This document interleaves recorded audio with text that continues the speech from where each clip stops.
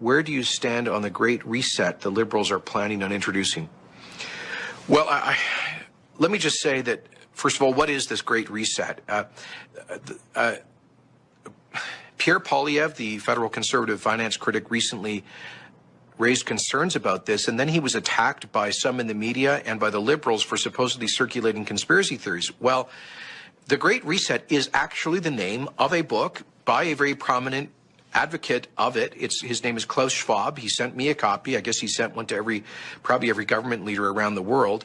And Klaus Schwab's thesis in his book is that governments and societies, the world, should, quotes, seize the opportunity of the public health and economic crisis to reimagine the world and radically change policies. Now, in what ways? I would describe it as a grab bag of left-wing ideas for less freedom and more government, for more government intervention, for policies that would, I think, create massive poverty, particularly energy policies that he is advocating. So Klaus Schwab, by the way, is the president and founder of the World Economic Forum, also known as the Davos Summit. I call it the biggest gathering of global hypocrites in history. It's a little ski village in Switzerland, and every, I think, February, a couple of thousand super rich people, a lot of billionaires, millionaires, global CEOs, and politicians fly into Davos, men with hundreds of private airplanes. They go into Switzerland, and they spend a week basically lecturing the rest of the world, including especially working women and men, about how they should reduce their carbon footprint. The hypocrisy in that crowd is so thick you can't even cut it with a knife. And so, no, I'm not going to be taking any policy direction from Klaus Schwab or his ilk. And what I find offensive, look, the so-called Great Reset is not a conspiracy theory.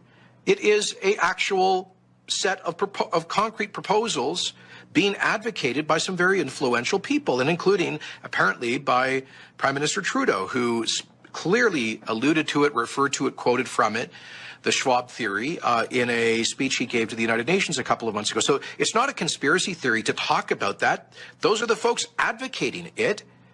And I think it's perfectly legitimate for democratically elected leaders, for me to say, heck no, we're not going to exploit or take advantage of a crisis to advance a political agenda.